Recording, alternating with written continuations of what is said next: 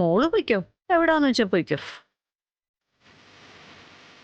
ഹാ, ഇവിടെ ആണെങ്കി അഴകി തുരുമ്പെടുത്ത ഈ ശാരദാമ്മ മാത്രമല്ലേ ഉള്ളൂ. ഓ, അതിനെ ആർക്ക് വേണം? പൊയ്ക്കോ, എങ്ങോട്ടാന്ന് വെച്ചാ പൊയ്ക്കോ, എനിക്കാരും വേണ്ട. വഴക്കമുറ്റാത്ത പ്രായത്തില് 3 മക്കളെയും കൊണ്ട് ഭർത്താവ് തെരുവിലേക്ക് ഇറക്കി വിട്ടത്. അന്ന് പതറിയിട്ടില്ല. പിന്നെ ഒരു വിധത്തിൽ കര പറ്റിയെന്ന് തോന്നിയപ്പോ 6 വർഷം തമിഴ്നാട്ടില്. അമ്മേ,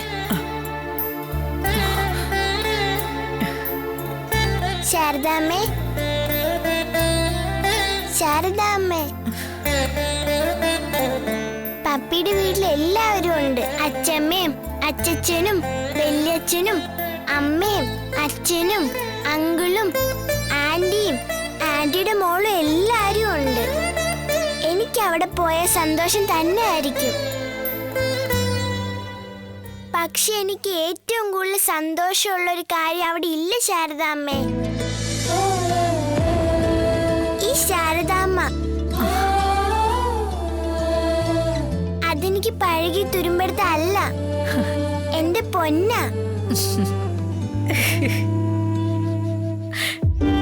മോളെ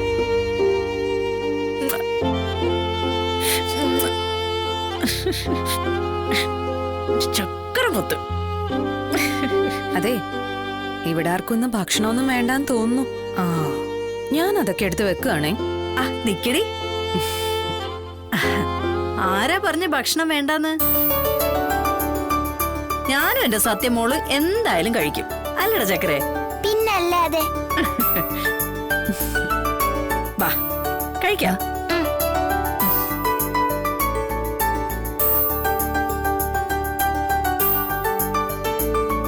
അതെ, ഞാനൊരു കാര്യം പറഞ്ഞേക്കാം. നിങ്ങൾ രണ്ടാളും തമ്മിലൊരു പ്രശ്നം ഉണ്ടെങ്കിൽ നിങ്ങൾക്കിടയിൽ തീർത്തോണം. എന്നോട് അതിന്റെ പേരിൽ ആരും പിണങ്ങിയിരിക്കാനോ ഒന്നും പാടില്ല. അതിന് നിന്നെ ആരാ ഇവിടെ സന്ധ്യ സംഭാഷണത്തിന് ക്ഷണിച്ചത്? ഞാനും എന്റെ മോളും തമ്മിൽ ഒരു പ്രശ്നവും ഇല്ല, ഇനിയോട്ടുണ്ടാവാനും പോകുന്നില്ല, അല്ലട മുത്തേ? അതെ, ഞങ്ങൾക്കിടെ അമ്മ പ്രശ്നം ഉണ്ടാക്കാതിരുന്നാ മതി. ആ, അതെ. ആഹാ, ഇപ്പൊ ഞാനായോ കുറ്റക്കാരി? എപ്പോഴും ശാരദാമ്മയല്ലേ എനിക്ക് വാരി തരുന്നേ. ഇന്ന് ഞാൻ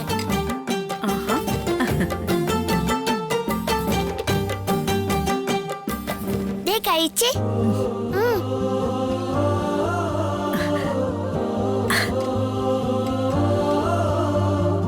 അതെ, ഞാൻ പിണങ്ങുവേ. അമ്മ പിണങ്ങിക്കോ, എനിക്ക് അമ്മാമ്മ മതി.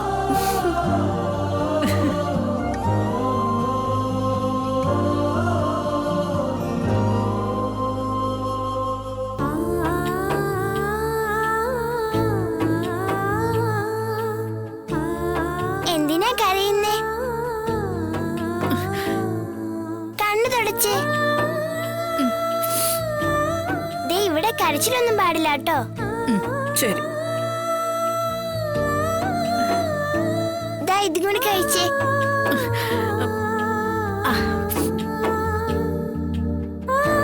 ഇത് മുഴുവൻ കഴിച്ചിട്ട് ഇവിടുന്ന് എഴുന്നേറ്റാ മതി.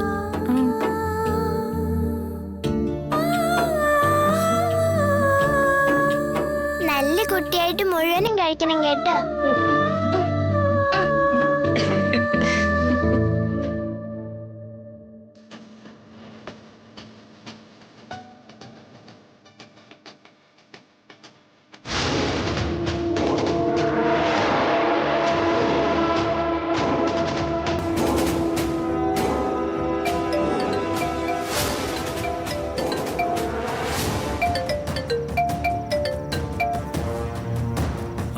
എനിക്കറിയായിരുന്നു നീ വിളിക്കുമെന്ന്. ചിറ്റപ്പൻ അറിഞ്ഞായിരുന്നോ? പിന്നില്ലാതെ. എടി, ചേച്ചിയും കൂടി ഇവിടെ ഇല്ലാത്തപ്പോ നിന്റെ ലോക്കൽ ഗാർഡിയൻ ഞാനല്ലേ. നീ കാണിക്കുന്ന സാഹസത്തിനൊക്കെ മറുപടി പറയേണ്ട ഞാനല്ലേ. അല്ല ചിറ്റപ്പ, അത് എടി ഗോപേ, നീ ഒരു മേയറാന്നുള്ള കാര്യം മറക്കരുത്. മുട്ടയെന്ന് വിരിയാത്ത കൊച്ചിന്റെ അടുത്താ അവളെ ഒരു കിഡ്നാപ്പിംഗ് നാടകം. എന്നിട്ടത് വൃത്തിയായിട്ട് നടന്നോ? അതുമില്ല. ആ പോർസിനെ കാണാൻ പോലീസിന്റെ അടുത്ത് സത്യം തുറന്നു പറഞ്ഞിരുന്നെങ്കിലുള്ള അവസ്ഥയെന്ന് ആലോചിച്ച് നോക്കെ. എടി പോലീസും പത്രക്കാരും ചാനലും ഒക്കെ ആയിട്ട് നിന്നെ പഞ്ഞു കിട്ടാന് 18 തികയാത്ത പെങ്കൊച്ചായതുകൊണ്ടേ നിനക്ക് പിന്നെ കോടതിയിൽ നിന്ന് ഇറങ്ങാൻ സമയം കിട്ടത്തില്ല. പിന്നെ മനുഷ്യാവകാശ കമ്മീഷനും വനിതാ കമ്മീഷനും ഒക്കെ കൂടി തലേ തീകോരി ഇട്ടാണ് നിന്റെ. അല്ല, ഞാൻ ഒരു കാര്യം ചോദിച്ചോട്ടെ, നിനക്ക് കോടതി എന്ന് പറയുന്നൊരു ഉത്തരയല്ലല്ലേ? എനിക്ക് തോന്നുന്നതേ നിനക്ക് ഈ ജയിലിലെ ചപ്പാത്തിയും ചിക്കനും ഒക്കെ അങ്ങ് ശീലമായി പോയെന്ന്. ഇനിയും അവിടെ പോയി പൊറുതി തുടങ്ങാൻ ആ പരിപാടിയെങ്കിൽ ബാക്കിയുള്ളവരെ അങ്ങ് ഒഴിവാക്കിയേക്കണം. സോറി ചിറ്റപ്പ, ഒരു അബദ്ധം പറ്റിപ്പോയി. സ്വന്തം ചോരയല്ലേ, നിന്നെ അങ്ങനെ കൈവിടാൻ പറ്റില്ലല്ലോ. വേറെ ആരുടെയും പ്രേരണ കൊണ്ടല്ല, പണം ലാക്കാക്കി സ്വയം നടത്തിയ കിഡ്നാപ്പിംഗ് ശ്രമമാണെന്ന് പോർട്സലങ്ങ് ഏറ്റു. കൂടുതൽ അന്വേഷണം നിൽക്കാതെ ആ ഫയൽ ഞാൻ ക്ലോസ് ചെയ്യിച്ചു. അവന്റെ ഫോൺ രേഖകളെങ്ങനെ പരിശോധിച്ചിരുന്നെങ്കിലേ എന്റെ പൊന്നു മോളെ നീ കുടുങ്ങിയാനെ. താങ്ക്സ് ചിറ്റപ്പ. എടി താങ്ക്സ് ഒക്കെ അവിടെ നിൽക്കട്ടെ. ദേ, ഒരു കാര്യം ഞാൻ നിന്റെ അടുത്ത് ആദ്യമായിട്ടും അവസാനമായിട്ടും പറയുക, എന്നോട് ചോദിക്കാതെയോ ആലോചിക്കാതെയോ നീ ഇങ്ങനെ ഓരോ ഏടാകൂടങ്ങൾ ചെയ്തു വെച്ചാൽ എടി അതിന്റെയൊക്കെ പിന്നാലെ നടന്ന് കാര്യങ്ങൾ കണ്ടുപിടിച്ച് പരിഹരിക്കാനൊന്നും ഈ ചന്ദ്രബോസിനെ കിട്ടത്തില്ല. ഉള്ള കാര്യം ഞാൻ പറഞ്ഞേക്കാം. ഇത് അവസാനത്തെ തവണയാ. സോറി, ഇനി ഉണ്ടാവില്ല. ശാലിനി കളക്ടറായിട്ട് തിരിച്ചു വന്നോണ്ട് ഇനി നമ്മുടെ ഭാഗത്തുനിന്ന് നീക്കമൊന്നും വേണ്ടെന്നാണോ ചിറ്റപ്പൻ പറയുന്നത്? കുറച്ചു നാളത്തേക്ക് സൈലന്റ് ആയിട്ട് ഇരിക്കാന്ന്. എന്ന് ആരാടി പോത്തെ പറഞ്ഞേ? യുദ്ധം തുടങ്ങിക്കഴിഞ്ഞാൽ പിന്നെ ശത്രുവിന്റെ വീഴ്ച വരെ വിശ്രമം പാടില്ല. അത് ബുദ്ധിയല്ല. നമ്മുടെ തലേ എപ്പോഴാ ഉരുളെന്ന് പറയാൻ പറ്റില്ല. എന്നാലും അവളുടെ കയ്യിലല്ലേ ചിറ്റപ്പ ഇപ്പൊ പോലീസും അധികാരവും ഒക്കെ. അതാ ഞാൻ അല്പം വളഞ്ഞ വഴി ആലോചിച്ച്. ആ എടി, അവിടെയാ നിന്റെ ബുദ്ധി ശൂന്യത. എടി, അവള് കളക്ടറാണെങ്കിലേ നീ മേയറാ. രാജശേഖരന്റെയും സർലയുടെയും മോളായിട്ടല്ല, മേയർ സുസ്മിതയായി ആലോചിക്കും. എന്താ എനിക്ക് മനസ്സിലായില്ല. എടി, പണി കൊടുക്കുമ്പോ പിള്ളേർക്കല്ല, പടനായകന്റെ തലമണ്ട നോക്കി അടിക്കണം. അതിനുള്ള വജ്രായുധ കൈവച്ചിട്ടാ നീ ഇത്തിരിയുള്ള പിള്ളേരെ പിടിക്കാൻ നടക്കുന്നേ. ഓ, മനസ്സിലാവുന്ന ഭാഷയിലൊന്ന് പറയിച്ചിട്ടപ്പാ.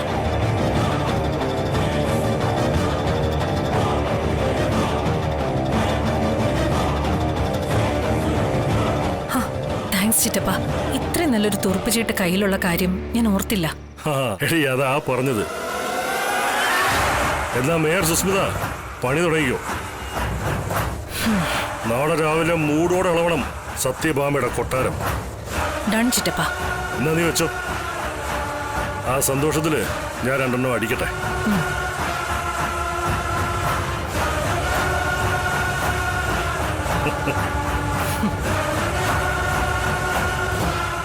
പണി തുടങ്ങി മോനെ വിഷ്ണു.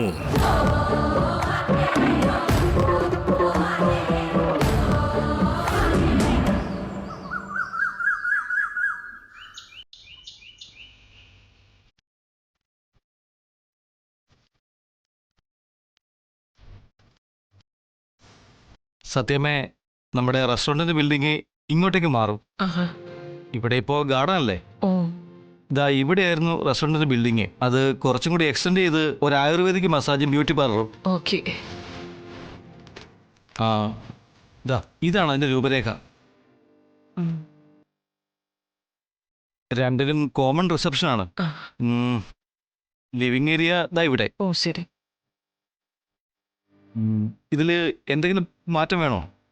ഏയ്, നന്നായിട്ടുണ്ട്. ആർക്കിടെക്ട് ശരിക്കും ജോലി ചെയ്തിട്ടുണ്ട്. എന്റെ ഒരു കൺസെപ്റ്റ് പറഞ്ഞു ജയിച്ച സത്യമേ. പിന്നെ പ്രത്യേകിച്ച് പറയണ്ടല്ലോ. രാഘവട്ടെ ഇതൊന്ന് നോക്കി, ഇതാ കൊടുത്തേക്ക്. നോക്കി കൊള്ളാം. ഉള്ള സ്ഥലം മുഴുവൻ ഏറ്റവും ഭംഗിയായിട്ട് ഉപയോഗിച്ചിട്ടുണ്ട്. ഇപ്പോ നമ്മുടെ വരുമാനത്തിന്റെ ഒരു 20% ഇൻവെസ്റ്റ് ചെയ്താ 1 വർഷം കൊണ്ട് 40% ലാഭമാണ് പ്രതീക്ഷിക്കുന്നത്. ഓ, കൊള്ളാം. മിടുക്കൻ.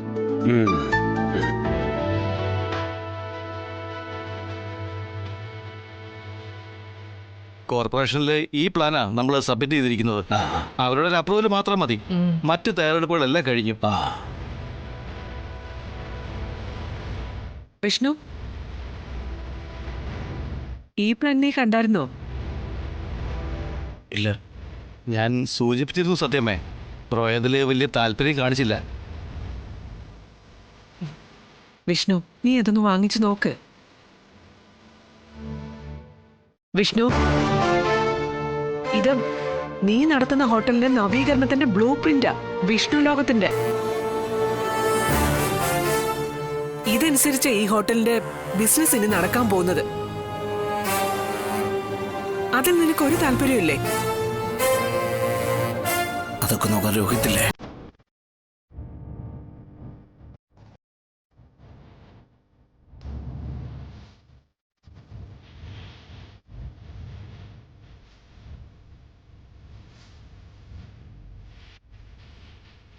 എന്നാ ഞാൻ ഇറങ്ങട്ടെ സത്യമ്മേ. സമയത്ത് ഞാൻ ചെന്നില്ലെങ്കിൽ സ്റ്റാഫ് എല്ലാം ഉഴപ്പും. പോയിട്ട് വാ.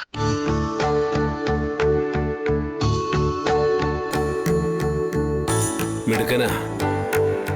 അവൻ വന്നതിന് ശേഷമല്ലേ നമ്മുടെ ഹോട്ടലിൽ നിന്ന് മെച്ചപ്പെട്ടത്. പുതിയ ബ്രാഞ്ചുകൾ തുടങ്ങി. ഒരു ഷൂ ഷോറൂം തുടങ്ങാനുള്ള പ്ലാനും അവന്റെ ആയിരുന്നല്ലോ. അതും പച്ച പിടിച്ചു. ആമ്പിള്ളേരായാൽ അങ്ങനെ വേണം. അല്ലാതെ ഒരു പെണ്ണിനെ ഓർത്ത് കണ്ണീരൊലിപ്പിച്ച് നിരാശ കാമുകന്റെ വേഷം കിട്ടി നടക്കുകയല്ല വേണ്ടത്. ഭാമേ, വെറുതെ എന്തിനാ? വെറുതെ അല്ല രാഘവേട്ട. ഈ വീട്ടിൽ ആരാ ചത്തത്? അതിന് എനിക്ക് ഇപ്പൊ മറുപടി കിട്ടണം.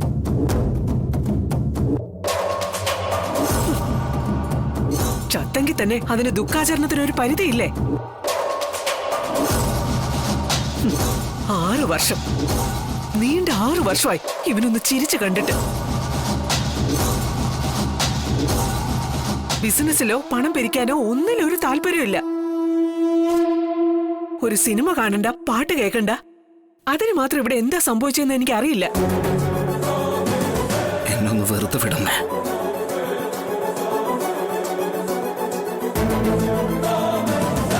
അങ്ങനെ വിടാൻ പറ്റില്ല വിഷ്ണു.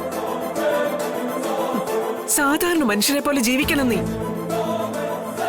അല്ല, ഇനിയിപ്പോ ഒരു കൂട്ടില്ലാത്താണ് നിന്റെ സങ്കടമെങ്കിൽ അതിനുവേണ്ടിയല്ലേ കല്യാണം ആലോചിച്ചത്. അപ്പൊ നിനക്കത് വേണ്ട. ഇനി ഞാൻ എന്താ ചെയ്യേണ്ടതെന്ന് നീ തന്നെ പറ. അമ്മ ഇനിയൊന്നും ചെയ്യണ്ട, ചെയ്യാനുള്ളതൊക്കെ ചെയ്തു കഴിഞ്ഞല്ലോ. രാഘവേട്ട, ഞാൻ എന്തോ മഹാപാതകം ചെയ്ത പോലെ ഉണ്ടല്ലോ ഇവന്റെ സംസാരം കേട്ടാൽ.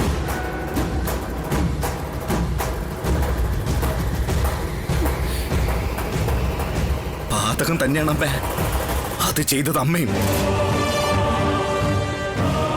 അമ്മ ചോദിച്ചില്ല ഇവിടെ ആരാ മരിച്ചെന്ന്. ഒരുപാട് പേര് മരിച്ചമ്മേ, ഒരുപാട് പേര്. എന്റെ മനസ്സിലെ സ്വപ്നങ്ങൾ, ആഗ്രഹങ്ങൾ, പ്രതീക്ഷകൾ, നല്ലതായിട്ട് എന്തൊക്കെ ഉണ്ടായിരുന്നോ അതെല്ലാം. ഓ, ശാലിനി പോയതോടെ നിന്റെ മനസ്സിലെ സ്വപ്നങ്ങളും ആഗ്രഹങ്ങളും പ്രതീക്ഷകളും ഒക്കെ മണ്ണടിഞ്ഞെങ്കിലേ അത് നന്നായി അങ്ങ് വെട്ടി മൂടിക്കും. ആ കുഴിമാടത്തിന് മുകളിൽ ഒരു റോസാക്കമ്പ് നട്ടിട്ട് അതിൽ വിരിയുന്ന പൂക്കളെ കണ്ട് സന്തോഷിച്ചോളാം ഈ സത്യഭാമ. ഭാമേ, അതെ രാഘവേട്ട, അവളുടെ പേര് നീ വീട്ടിൽ കേട്ടുപോകരുത്. ഒരു ശാലിനി.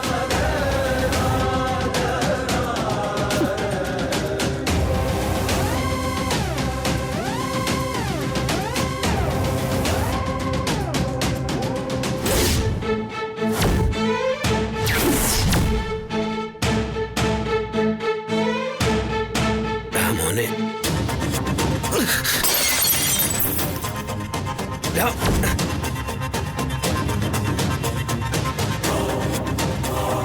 എന്തുവിടാം.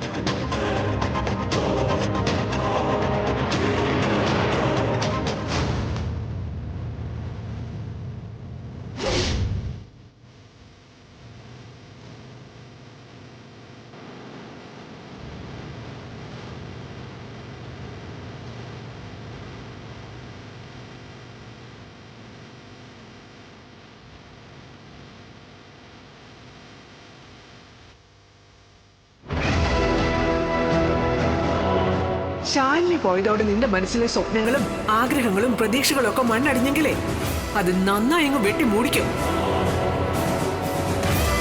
അവളുടെ പേര് നീ വീട്ടിൽ കേട്ടുപോകരുത്. ഒരു ശാലിനി.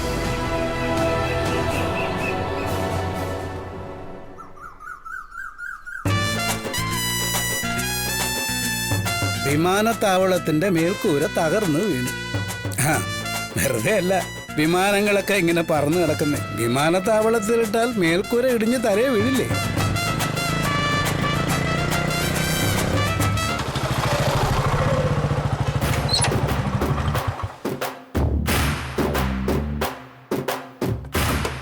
ആ, രാജു. ആ സുഖം തന്നെയല്ലേ വിളിച്ചേട്ടാ? ആ, സുഖം തന്നെ രാജു. ഓ പിന്നെ ചെറിയൊരു നടുവേദനയുണ്ട്. നടുവേദനയോ? ആയുർവേദ ചികിത്സയാ നല്ലത്. ഓ, ഇത് അതിന്റെ നല്ല രാജു. പിന്നെ ഞാനേ സ്കൂട്ടർ ഓടിച്ചാ വീട്ടിൽ നിന്ന് വരുന്നേ. ഓ നമ്മുടെ റോഡിന്റെയൊക്കെ അവസ്ഥ അറിയാലോ. ആ 2-3 കിലോമീറ്റർ ഓടിച്ചു വരുമ്പോഴേക്കും തടുകൂടി. റോഡൊക്കെ നന്നാക്കാൻ കോർപ്പറേഷൻ തീരുമാനമായിട്ടുണ്ട്. അതറിഞ്ഞു, സന്തോഷം. ആ നന്നാക്കി കഴിഞ്ഞാൽ ഉടനെ പൊളിക്കാനും തീരുമാനമായിട്ടുണ്ടാവുമല്ലോ. ഓ നന്നാക്കിയിട്ട് പൊളിക്കാനോ? വാട്ടർ അതോറിറ്റിയെ ഓ റോഡ് ടാർ ചെയ്തിട്ട് വേണം പൈപ്പ് ഇടാൻ കുത്തി പൊളിക്കാനെന്നാ അവര് പറയുന്നത്. ആ, അതൊക്കെ സർക്കാർ കാര്യങ്ങളല്ലേ പിള്ളച്ചേട്ടാ, നമ്മൾ എന്ത് ചെയ്യാനാ? പൈപ്പ് ഇട്ടിട്ട് റോഡ് ടാർ ചെയ്താ പോരെന്നാ ഞാൻ ചോദിക്കട്ടെ. ആ നിങ്ങൾ കോർപ്പറേഷൻകാർക്ക് അങ്ങനെ ചെയ്തൂടെ? പിള്ളച്ചേട്ടാ, തലയിൽ മുടി വളർന്ന വെട്ടണ്ടേ എന്ന് കരുതി പിന്നെ നമ്മൾ അതിരിക്കൂ. ആ ഇതൊക്കെ അങ്ങനെ മനസ്സിലാക്കിയാ മതി. എല്ലാവർക്കും പണി വേണ്ടേ പിള്ളച്ചേട്ടാ? അല്ല, എന്നാലും ആ പിള്ളച്ചേട്ടാ, ഈ സംവിധാനങ്ങളൊക്കെ മാറണമെങ്കിൽ പിള്ളച്ചേട്ടന്റെ തലയിൽ മുടി കിളിർക്കുന്നത് പോലെ തന്നെ ബുദ്ധിമുട്ടാ. അപ്പോ എല്ലാം പറഞ്ഞ പോലെ. ആ ആ പറഞ്ഞ പോലെ എല്ലാവർക്കും പണി വേണമല്ലോ. എനിക്കാണെങ്കിൽ അതൊട്ടും ഇല്ലതാണ്. പത്രം തന്നെ ശരണം. എനിക്ക് രാജു. ഓ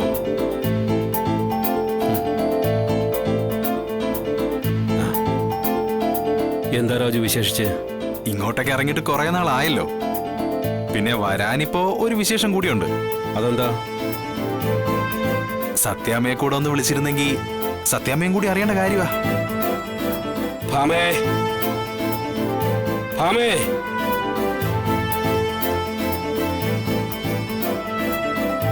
ആ പൊന്നി, സർ. രാജുവിനൊരു ചായ. ആ കോർപ്പറേഷനിലെ ജോലിയൊക്കെ എങ്ങനെ പോകുന്നു രാജു? ഓ അങ്ങനെയൊക്കെ അങ്ങ് പോകുന്നു സാറേ. ഇവിടെ നിന്നുള്ള ശുപാർശയിലല്ലേ ആ ജോലി എനിക്ക് കിട്ടിയത്.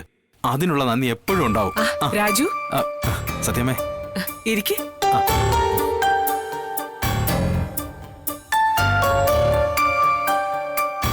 എന്തോ വിശേഷം പറയാൻ വേണ്ടേ രാജു വന്നത്? വിശേഷമെന്ന് വെച്ചാ ശരിക്കും വിശേഷമല്ല, ഒരു പ്രശ്നമാ.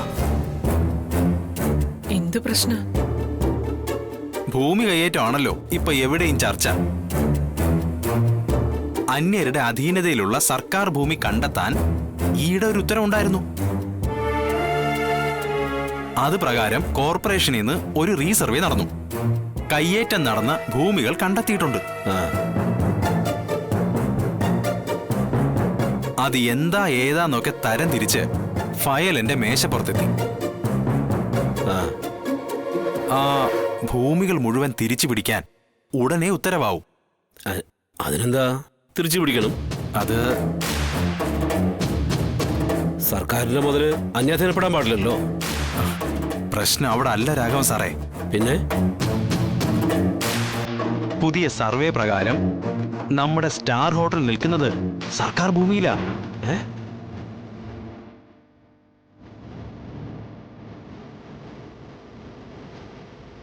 രാജു എന്തായി പറയുന്നേ? നമ്മുടെ സ്റ്റാർ ഹോട്ടൽ വിഷ്ണുലോക നിൽക്കുന്ന ഭൂമി മുഴുവൻ സർക്കാരിൻ്റെതാണെന്ന്. അതെങ്ങനെ? ആധാരം മുന്നാധാരം ഒക്കെ കണ്ടു ബോധിച്ചല്ലേ ശ്രീനിവാസന്റെ കയ്യിൽ നിന്ന് ഞാൻ ആ ഹോട്ടൽ വാങ്ങിച്ചത്. അതുമാത്രമല്ല, കോർപ്പറേഷനിൽ നിന്നുള്ള അനുമതിയോടും കൂടിയാ ഹോട്ടൽ കിട്ടിയതും നവീകരണ പ്രവർത്തനങ്ങളെല്ലാം നടത്തിയതും. അതുകൊണ്ടൊന്നും കാര്യമില്ലല്ലോ. ഭരിക്കുന്നവര് വിചാരിച്ചാൽ ആടിനെ പട്ടിയാക്കാം, പട്ടിയെ ആടാക്കാം.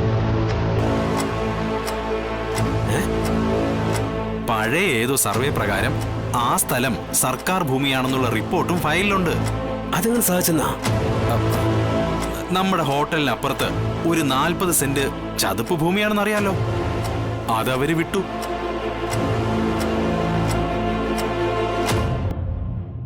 പകരം രേഖയില് ഇത് സർക്കാർ ഭൂമിയാക്കി.